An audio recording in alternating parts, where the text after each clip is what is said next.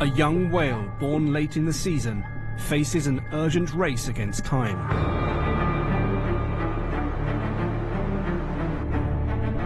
And things are about to get rough. Male giants dangerously vie for supremacy. Hunters sweep in for the kill.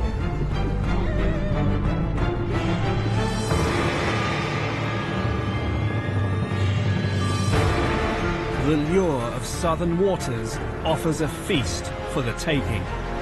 But only the strongest can endure the epic journey. Can the young calf overcome the odds to make one of the greatest migrations on Earth? The race is on.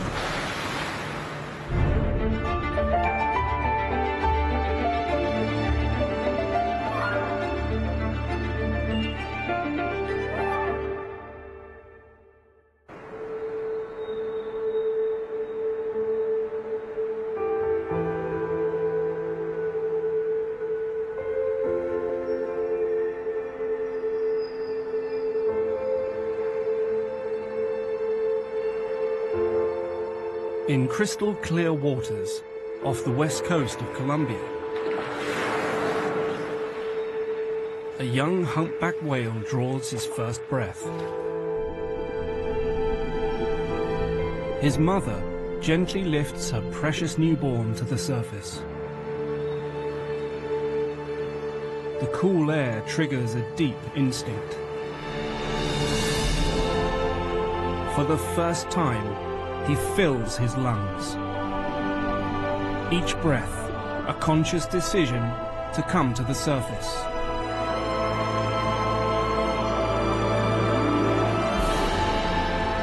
He must quickly master this vital act.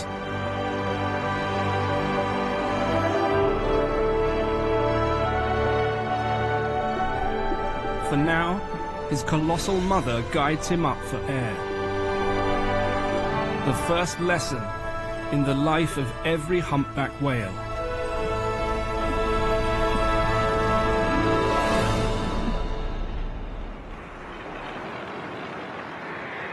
He's been born to a vast, dark and salty world. The eastern tropical Pacific off the coast of Colombia.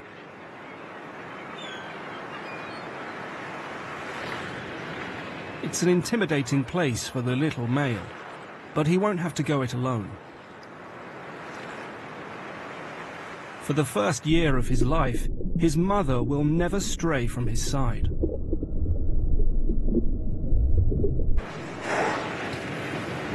At 16 feet long, he's already a third of her length. Despite her vast size, he spent the final stages of pregnancy folded over to fit in her womb. It takes time to straighten out and strengthen his muscles.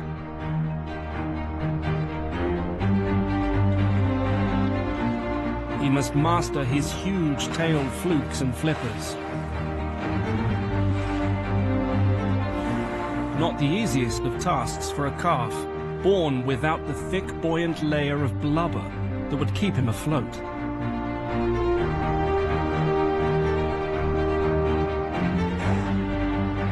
Until this layer builds up, the calf could sink and drown. But his mother has already invested 11 months in his pregnancy, so she's not about to let that happen.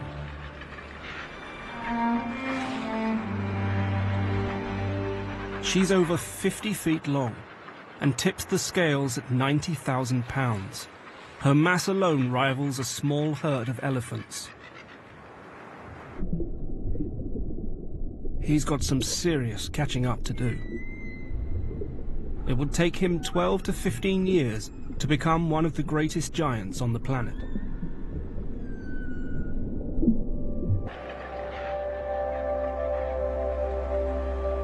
To boost his piling on the pounds, he has some of the world's richest milk on tap. His mother's teats are close to the base of her tail, so to reach them, he must hold his breath and dive under. As he nuzzles her underside, Her nipple protrudes and squirts milk into his mouth. Day or night, he'll spend about 30% of his time feeding. To begin with, feeding is a laborious affair for the baby whale. He can only hold his breath for a few minutes. After a quick sip, he must paddle back to the surface for air.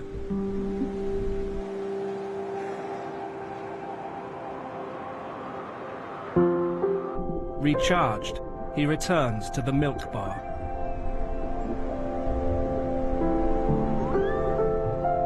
He'll drink more than 43 gallons a day. His mother's milk is 50% fat, fueling growth that is almost visible to the naked eye. Baby humpbacks typically grow at a rate of more than 4 inches a week. But this male is not typical. Most calves here are born in early July. It's now almost August. He's been born a few weeks late. It's a setback that could cost him dearly. In November, he will undergo one of the longest migrations on the planet, south to the frigid waters of Antarctica. If he doesn't bulk up in time and grow strong, he will never survive the 5,000-mile journey. This is where his mother fueled her pregnancy. Southern summers bring long hours of sunlight to the poles. Algal blooms flourish in the abundant light, resulting in an explosion of tiny shrimp called krill. These 2-inch-long crustaceans form the basis of the humpback menu.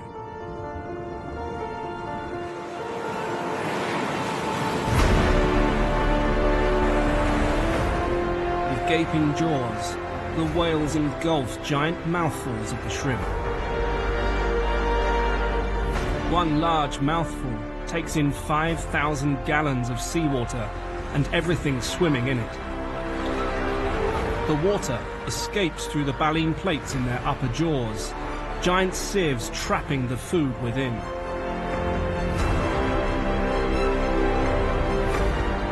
It's a feast that's 5 months long. Each humpback gorges on 1.5 tons of food each day. By season's end, they've gained several tons of blubber, enough to sustain them as they head away from the frigid waters of Antarctica and turn north.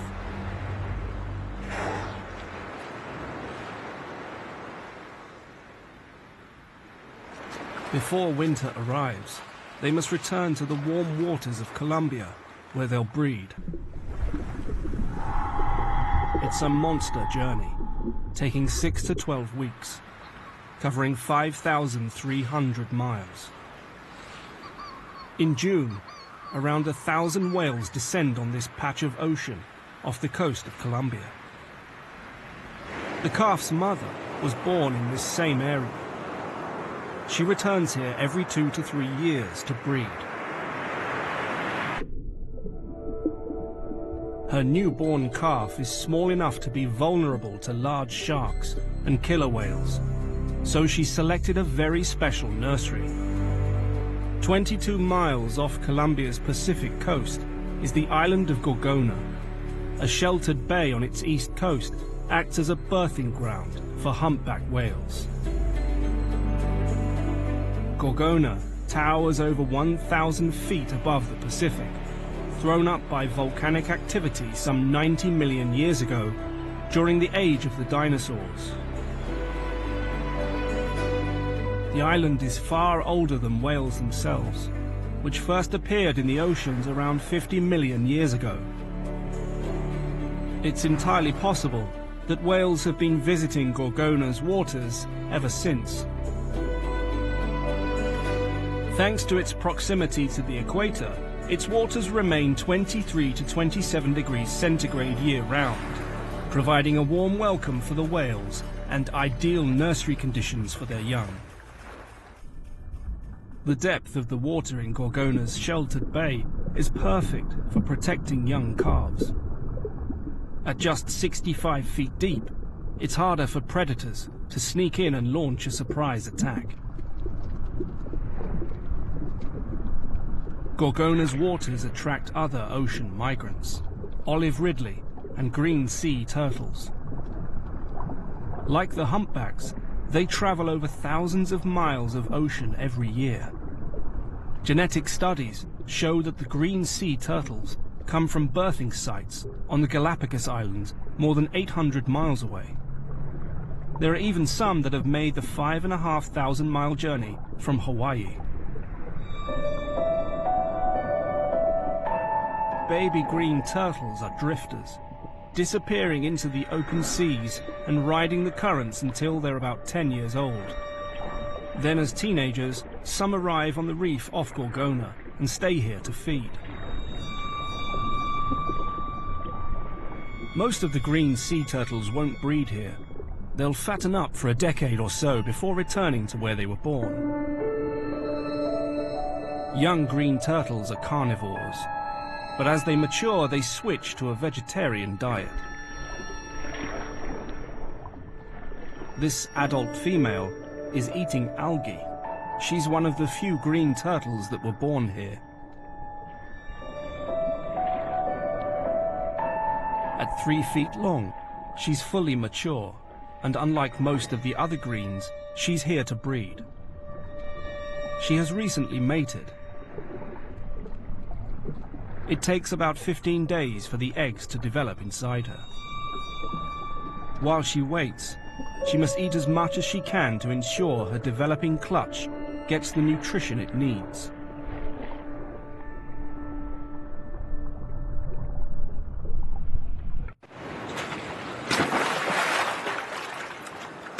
She's not the only one fattening up in the bay. The young male calf is doing well. After a couple of weeks of piling on the pounds, his body has filled out. But as he gets bigger, he's faced with a new problem. It takes a while for whale calves to master their buoyancy. He seems to flounder back and forth towards the surface. His mother, hovering nearby, is neutrally buoyant and can hang motionless for hours at a time. Every time the calf tries to hover like his mother, he drifts and rolls.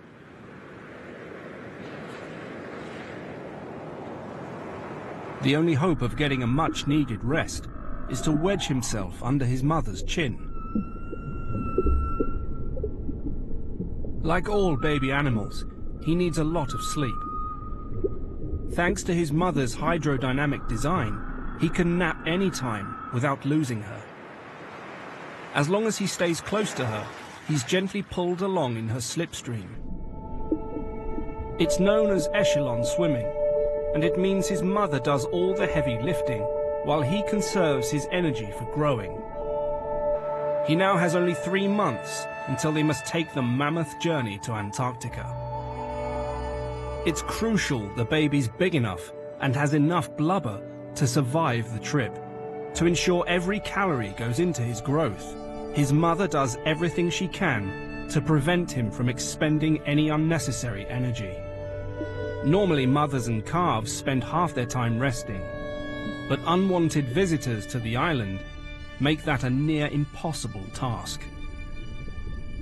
Adult male humpbacks, with only one thing on their minds: finding a mate. By August, the waters off Gorgona are teeming with whales. Up to 1,000 gather here every year.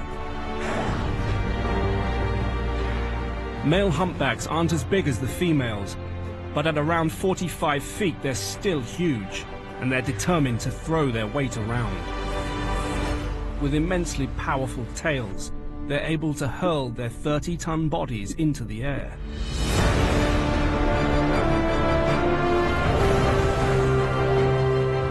Whales breach for various reasons.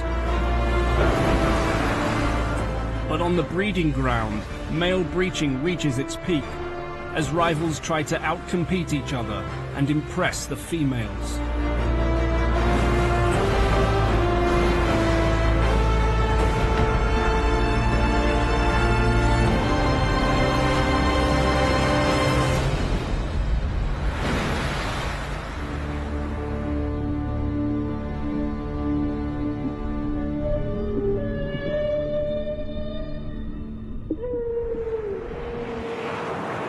But they also have a gentler way to get themselves noticed while they're here. Humpbacks sing the longest, loudest songs on Earth. It's an exclusively male pursuit, and incredibly, they manage to create sound without vocal cords. Instead, the whales use special folds in their larynx which vibrate, creating sound as air is pushed through them. The notes are so powerful, they can be heard thousands of miles away, echoing across entire ocean basins.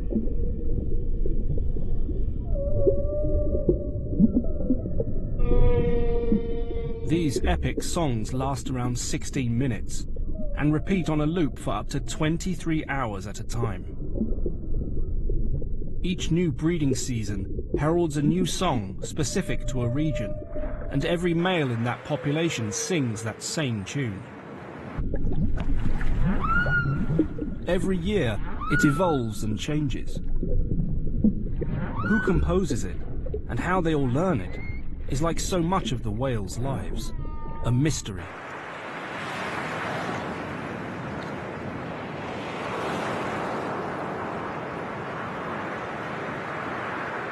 The latest research suggests that the whales learn the songs one phrase at a time, in much the same way that a human gradually learns a new language. It was long assumed that the purpose of whale music was only to attract a mate.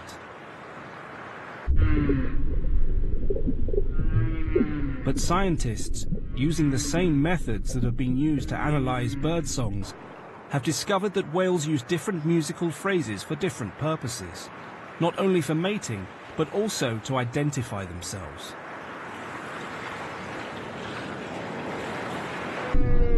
When one male approaches another, they sing the individual phrases faster. It's thought that by engaging in a sing-off, humpbacks can determine which individuals are the strongest rivals. What is known is that one singer quickly attracts other males.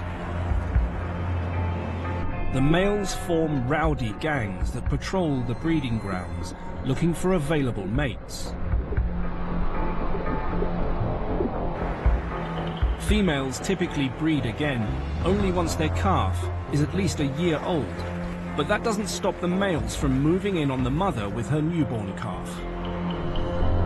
He's barely a month old and still totally dependent on her. The largest of the males approaches.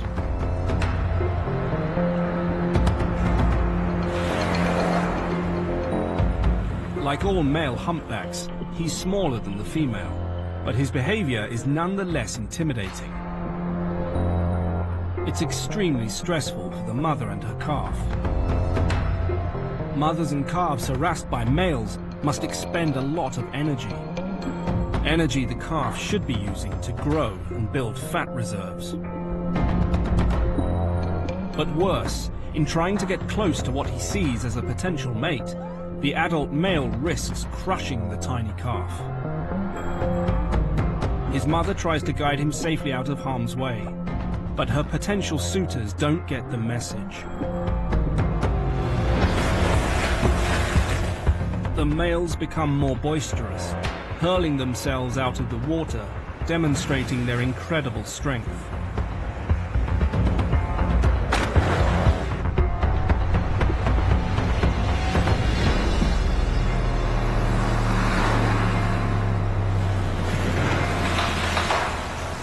The calf wouldn't survive the impact of a 65,000-pound male crashing down on him.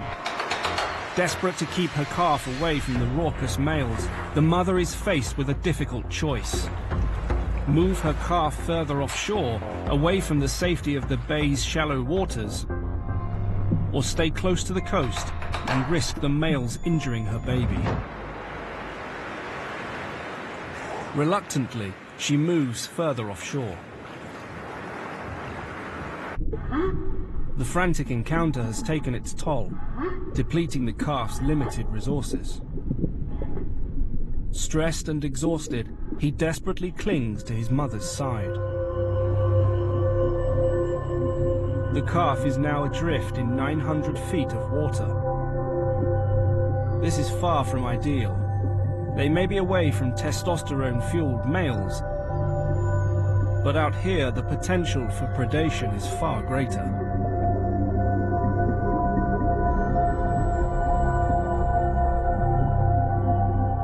The biggest threat to any young humpback patrols these dark waters. Killer whales.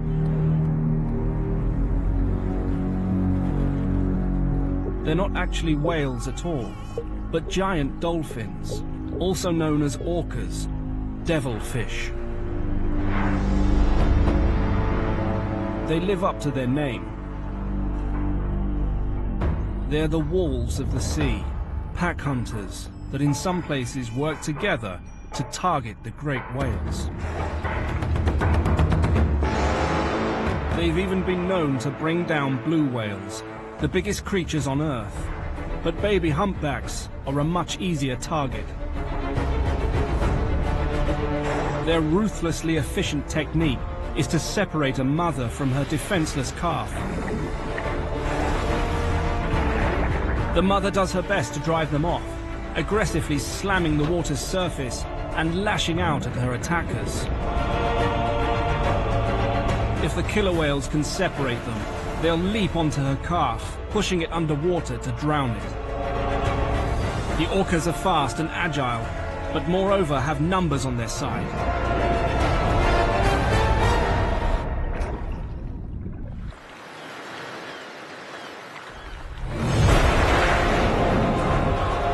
But help is at hand.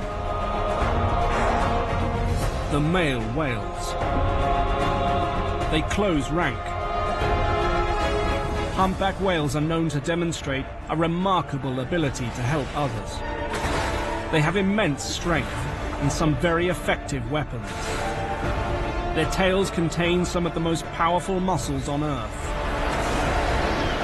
A sideways slash is a clear sign of aggression. And it works. The killer whales slink off in search of easier prey. This seemingly altruistic behavior by humpbacks is well documented. One has even been seen lifting a seal out of the water to keep it safe from killer whales. Another guided a human diver away from a hunting tiger shark. After the dangerous encounter, the mother reverses course and gently guides her calf back to the safety of the shallows.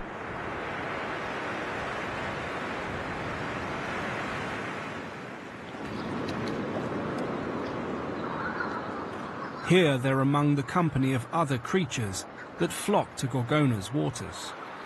Shearwaters are long-distance flyers that glide low over the waves. Like the whales, they seek warmer islands on which to breed. But for the rest of the year, they can literally circumnavigate the globe. Many will have fed alongside the humpbacks in Antarctica. They're joined by resident frigate birds. Frigates are among the most agile aerial predators, riding the thermals to save energy while they look for fish.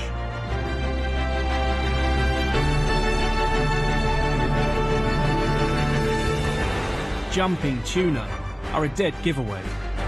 The fast predatory fish drive smaller fish to the surface, and the birds flock to the disturbance.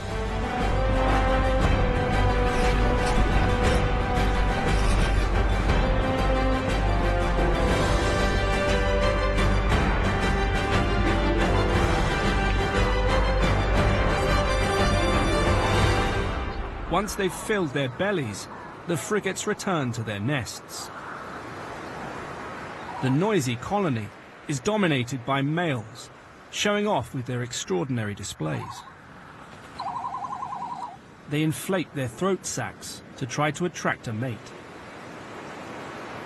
The male's balloons act as amplifiers for their peculiar songs. Couples work together to build the nest and brood their single chick for the first month or two. Then the males hand over full child custody to the females.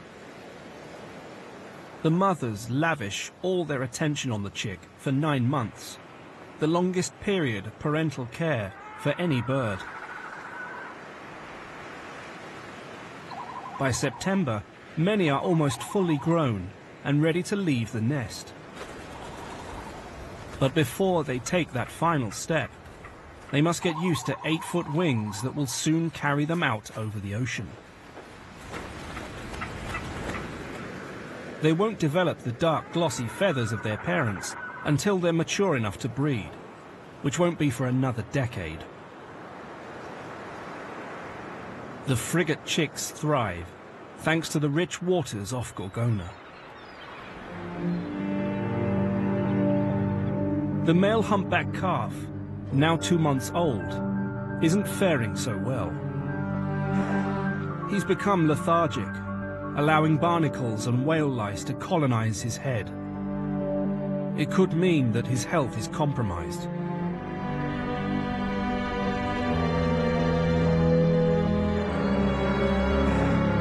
All humpback whales have these hitchhikers. This species of barnacle, a distant crustacean cousin of crabs and lobsters, is unique to humpbacks.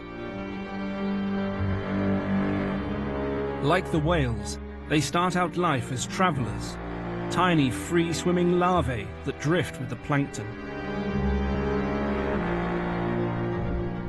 When they sense a passing whale, they attempt to latch on.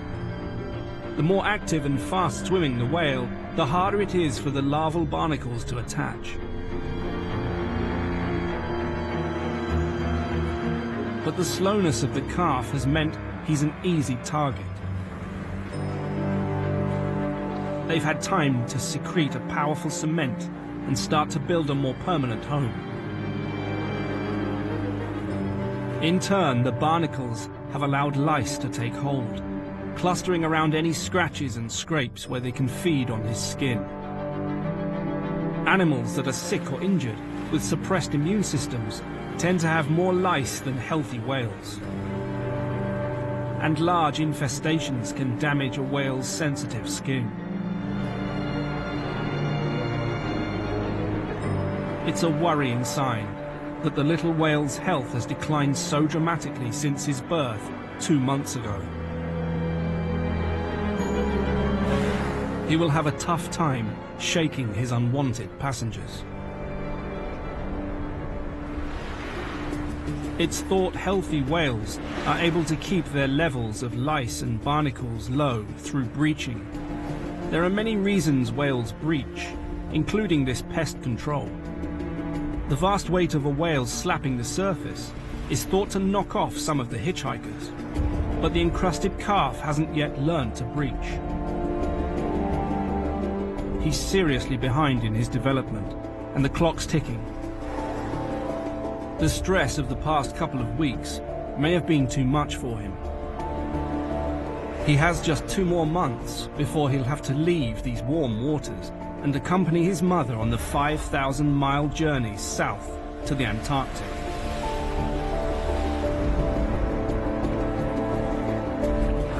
If he's to survive the perilous trip, he'll need to build up his strength fast. His mother's job is to get him ready for the journey, but all she can do is watch over him and keep up the supply of rich, fatty milk.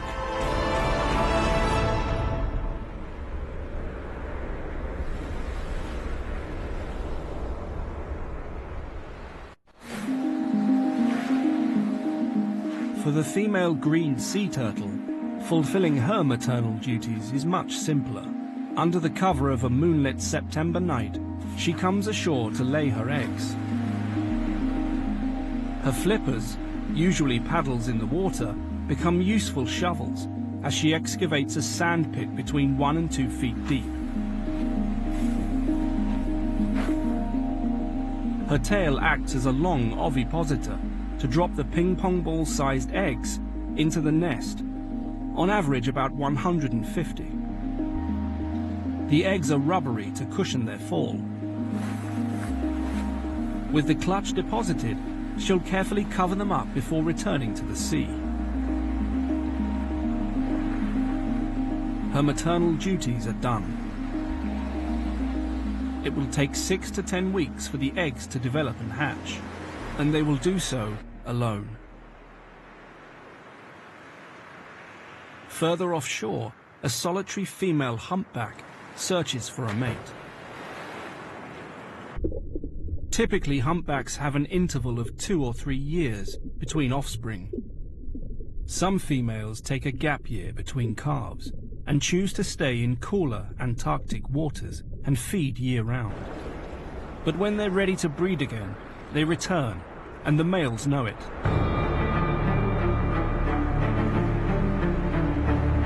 Boisterous mating behavior reaches its peak in September, 3 months after the arrival of calving females.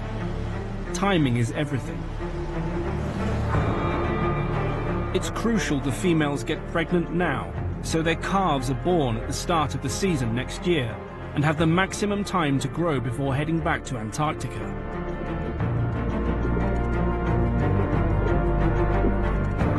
With some females remaining in Antarctic waters, there are often more males than females at the breeding grounds. So the females that have made the journey to Colombia can afford to be choosy. She peck slaps, waving her huge 16-foot pectoral flipper in the air and then slapping it down on the surface.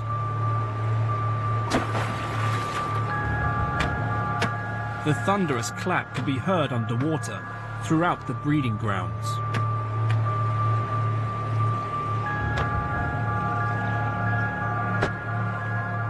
It's not long before several hopeful males gather. To stand a chance of mating, a bull needs to impress the female, demonstrating his strength and stamina. So she keeps on the move, forcing the males to give chase.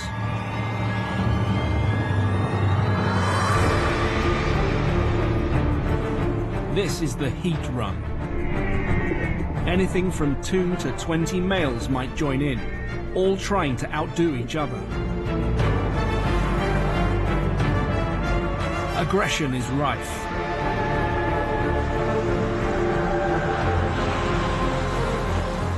The males breach and slap the surface, making as much noise as possible, trying to intimidate the others.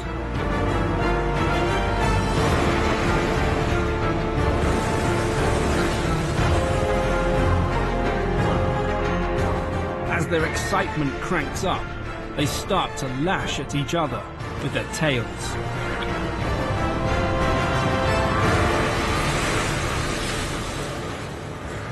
Slapping their chins on the water is also a clear sign of aggression. They even ram their opponents.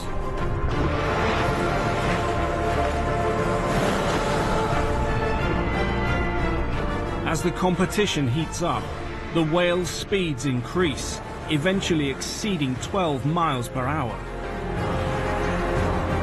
Gradually, smaller, less experienced or older males drop out, defeated. The last man standing is the cream of the crop. Bearing the strongest genes, the female has selected to pass on to her calf.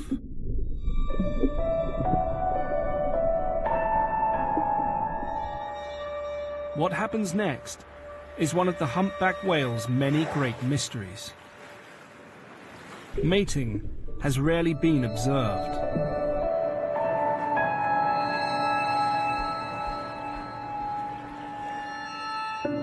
While she's receptive, the female may mate with several males. So often, a single male stays by her side for weeks, trying to keep competitors at bay. He's known as an escort. With a limited season in which to prove their worth, the rest of the males can't afford to relax.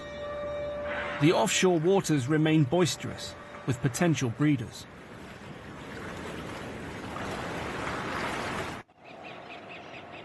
It's now October. Sheltered in the bay, the barnacled calf and his mother have been able to rest and recuperate for a month. He's looking a bit more energetic, and he's gained a little weight. Even better, his increased activity has meant he's been able to dislodge most of his unwelcome hitchhikers. Whales shed their skin all the time, especially when they're growing. Now that the calf is once again piling on the pounds, he's replacing his skin cells faster. As he loses his old skin layer, it's taking some of the barnacles and lice infestation with it. He's grown more than 15 inches in the last month. Slowly but surely, the little calf is catching up. The youngster nuzzles against his mother. Calves usually rest above their mother's jaw to keep them safe from attack from below. He swims under, perhaps trying to dislodge some of his parasites against his mother's bumpy chin. Humpbacks are very tactile animals, and for the past 12 weeks, mother and son have been in constant physical contact. But slowly, that's starting to change. As he grows, the calf needs to begin mastering the life skills he'll need once he leaves his mother's side, including learning some of the humpback's more dramatic moves. His mother demonstrates, and he tries to copy.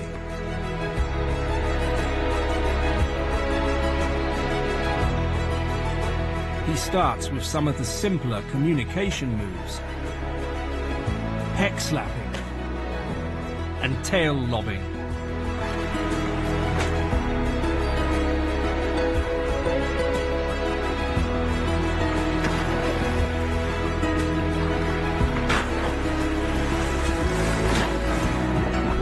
Confident at pulling off the basics, the young calf ups the ante, attempting to master the most impressive humpback feat, a breach.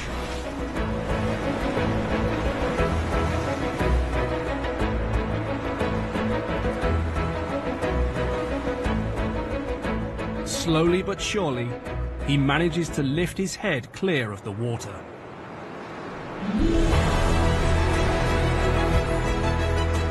The crash landing from a successful breach can be heard many miles away.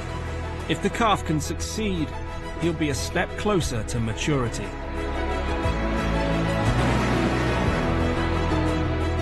This training also helps build up his muscles for his epic journey south, and has the added benefit of dislodging a few more barnacles along the way. As the whale calf grows, he gains confidence.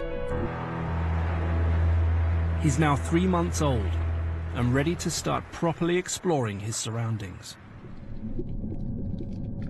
Below him, the reef teems with life.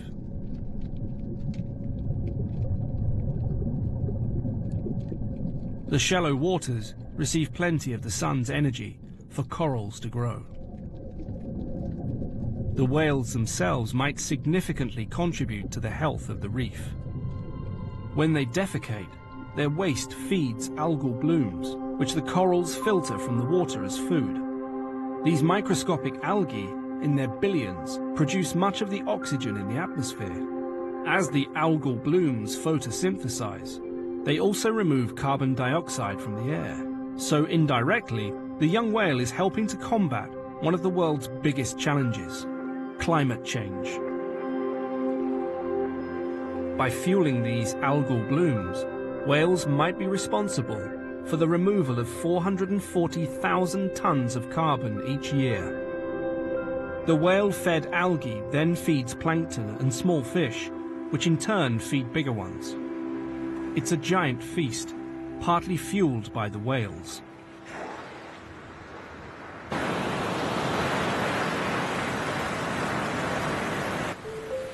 By late October, there are signs of new life stirring in the sand. Like a clockwork toy, a tiny sea turtle paddles with all his might. And he's not alone.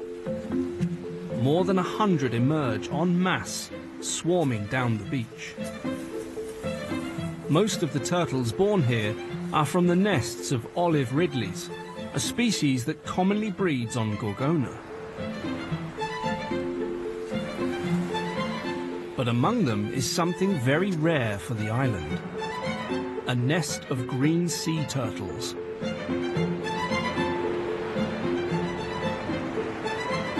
There are only a few records of them breeding here.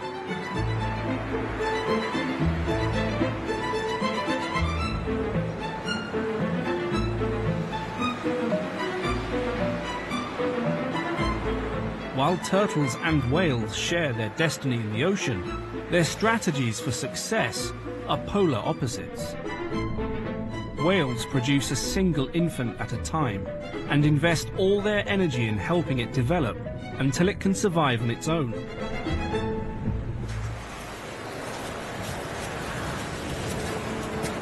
Sea turtles play the numbers game, laying hundreds of eggs and abandoning them to chance.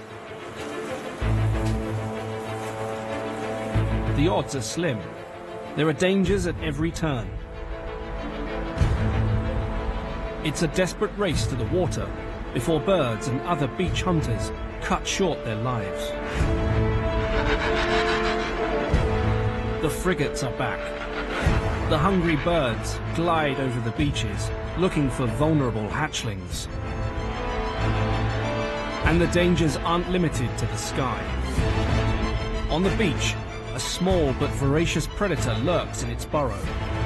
If the red ghost crab spots any sign of weakness, it strikes.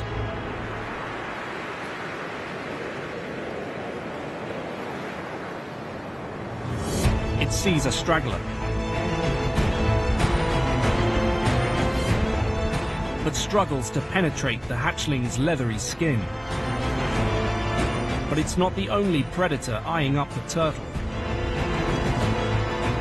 To avoid becoming a snack himself, the crab retreats. The little turtle grabs the chance to escape and makes a dash for the water. Of those that make it, they face decades of danger as they swim the ocean's currents before reaching maturity.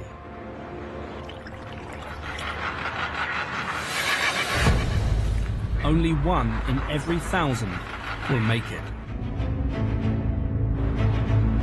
Those lucky few that survive will eventually return to the bay on the east of Gorgona to lay eggs of their own.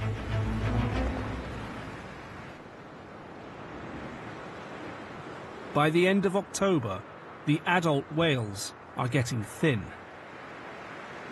They've been living off their fat reserves for 5 months or more since they left Antarctica. Now a 6 to 12 week return journey lies ahead. They need food soon, and lots of it. The time's coming for them to migrate back south for the summertime feast of krill. Females that have successfully mated are the first to depart, followed by mothers and their calves. With no one left to mate with, the males follow on. The young male and his mother are among the last to leave. They wait well into November.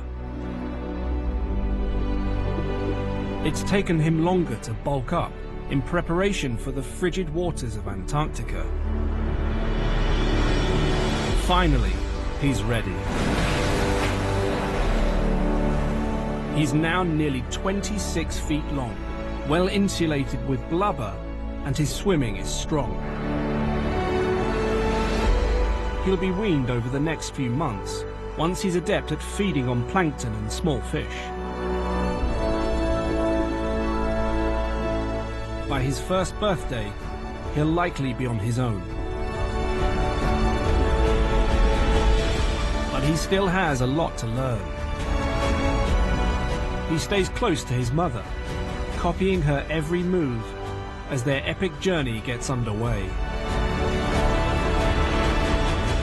He'll swim the ocean for at least 5 years before he's ready to breed. Then he'll return to Gorgona and join the chase. A mighty giant, ensuring the future of Colombia's humpback whales.